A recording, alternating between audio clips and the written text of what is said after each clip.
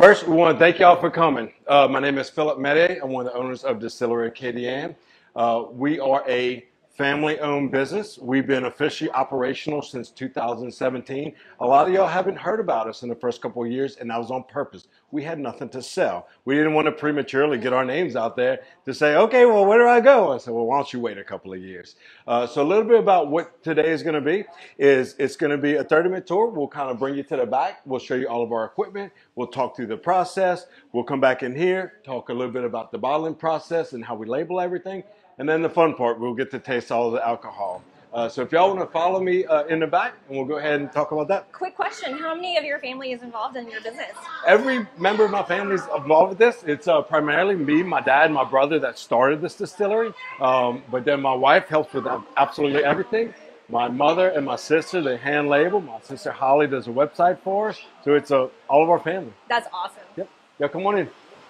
So we'll start right here. This is our grain room. We started with buying 50-pound bags, quickly grew out of that. Now we buy 2,000-pound super sacks, and typically we'll order about 10,000 to 15,000 pounds at a time.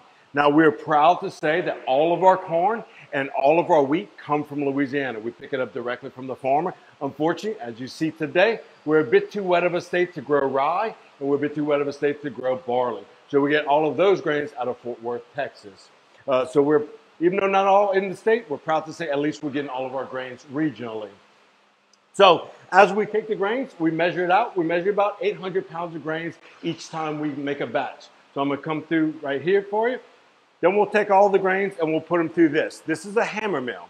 So it'll crush it to a fine, fine powder. And that does a couple of things. It basically allows us to extract a lot more flavor out of the grains, and it'll also increase our efficiency within our grains. So as we crush them to that fine powder, it'll go up this white pipe, drop into the vessel where we have some preheated water. And what we're doing there is we're cooking the grains. We're what's called gelatinizing the grains. It opens up the starches for us to work with them. At that point, we drop the temperature to 152 degrees, and we now introduce malted barley. In simple terms, it's the grain of barley that's been wet. It germinates, it starts to sprout, and it creates enzyme. The enzymes are the basis of everything that we do here within the distillery. So we'll crush, we'll input the malted barley, and the enzymes now go to work. They now convert the starches within the grains into sugar. After letting that set for a while in the full conversion, we have about 12.5% potential alcohol. Well, at that point, we now decrease the temperature of the mash to about 85 degrees Fahrenheit, which is telling us we're now ready to go and pump into our fermentation room. It's kind of small, but if y'all kind of want to stack in here. So this is our fermentation room. And like I said, we cool it down to 85 degrees. We'll now pump into these fermentation tanks. Again, 12.5% alcohol. Now we input our yeast. These are the little worker bees within our fermentation that do everything for us. Our sugary wash, the yeast eats that sugar and converts it to alcohol. The byproduct of that is carbon dioxide. That's all the little bubbles that you're seeing in here. Unfortunately, in this small room, if we're standing here, we wouldn't be able to breathe. We can't breathe carbon dioxide. Fortunately, though, carbon dioxide is heavier than the air, and we have a vent. We vent all of the CO2 out of this room. So this will go for about 7 days, the fermentation process. At that point, the grains will start to drop, the bubbling will stop, and that's basically telling us, hey, I'm ready to go that way. I'm ready for you to distill me. So at that point, we pump it now back into the still. Now, some of the distilleries you'll see, they'll have multiple vessels. We actually use this for dual purpose. One, our mash tun, also our distillation process. So as we pump this into here, we'll start raising the temperature. And what happens is alcohol has a lower boiling point than water. That's how we're able to extract the alcohol out of our mash. Now it goes up this column to these plates. Each one of these plates is basically a redistillation. It's called a reflux still. Depending on the product we're making is depending on how many plates we're using.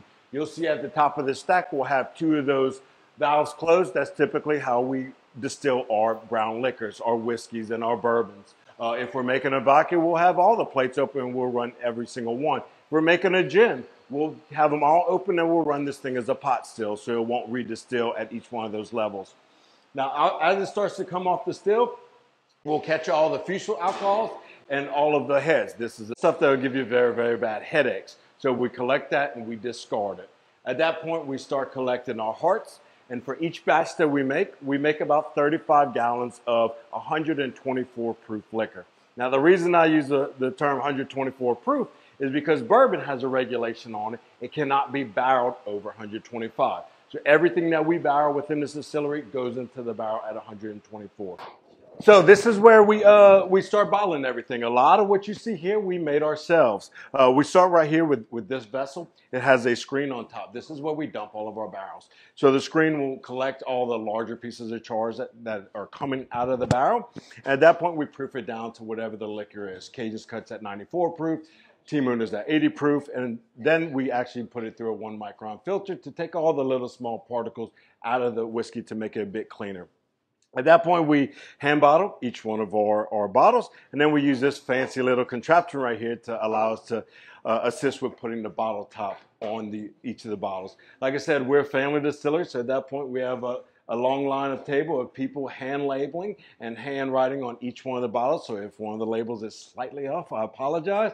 It happens. So then we come here to the fun part. This is where we'll kind of give y'all a taste and talk about each one of our products. So if y'all want to come up and if y'all want to start, we'll start here at the vodka. If you want to take on this aisle, we have all straight vodka, and this one is a vodka lemonade. If you're not for the straight, if y'all want to come up and grab one of those. So what are your grains in your vodka? Is it gluten-free? Yes, this is a gluten-free vodka. This is made with 100% corn. But then we take it and we filter through activated carbon over a 2-week period, 3 separate times to take it and make it a lot more smoother. So this is 80 proof, and we've only come out with this vodka about 1.5 years ago. So we're really excited to start introducing it to people. That's awesome. So more than welcome to straight. A lot of these will have straight, and we'll have a mix for y'all to taste. So second on the chopping block, we'll have our gin. Solu Gin stands for Southern Louisiana. Again, we'll have straight gin here at 86 proof, and then we'll have a gin and tonic for you to try. So this was a fun one for us to make. If you know anything about gin, it's basically vodka that's infused, and then you redistill it to keep a lot of the flavor, but take all the color out of it. Took us about 1.5 years to make this gin, and we made some nasty stuff along the way. Give some stuff to my father and my brother, and they said, "Oh my God, that's disgusting." I'm like, yes, let's not do that one again. So when we thought we had a decent enough recipe, we gave it to about 50, 100 friends and family. Got a lot of good feedback, changed the recipe a couple of times. Then we settled on this, and they said, don't change a thing. A lot of people, they'll come to me and say, I don't drink gin. I don't like gin. The one thing going into this, we did not want to make a Christmas tree. A lot of your London dry gins are high juniper. It's going to hit you in the face with the piney. This is not that. You'll get some of the citrus on the front of the palate. Then you'll get a little bit of spice coming back from the cardamom on the back of it. And then it'll have a little floral note from the honeysuckle that we put in it. So if you want to come up and get a sample of this, again, this side is straight. This side is gin and tonic. Do you have any other botanicals other than the citrus and the honeysuckle? We have 9 separate botanicals that we do put in the gin. Yep. That's wonderful. I love that I'm one of those people that do not like gin, and it has a great smooth taste.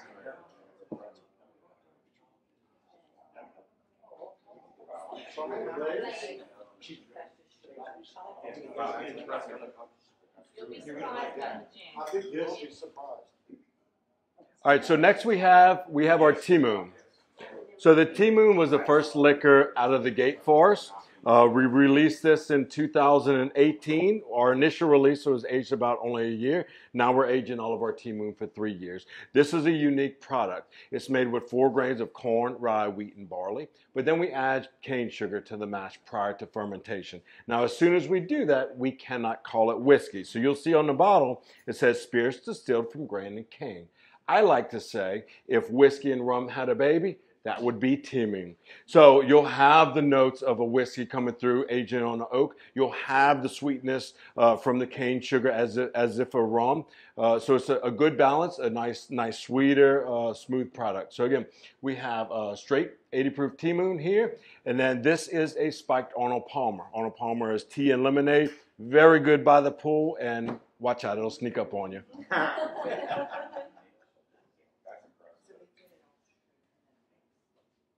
Yes, all the ones on the left side are going to be straight. And then the right side will be mixed. Thank you. So finally, we have what's our flagship, Cajun's Cut. This is Louisiana's first bourbon.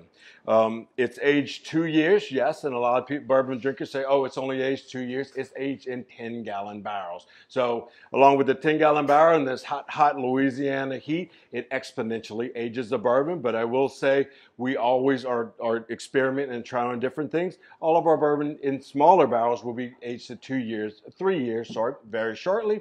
And we're also getting out of the 10 gallons and starting to age 15s and 30s and 53-gallon barrels. So this is made with 4 grains, corn, rye, wheat, and barley, set at 94 proof, and we have this one straight for y'all to try if you like.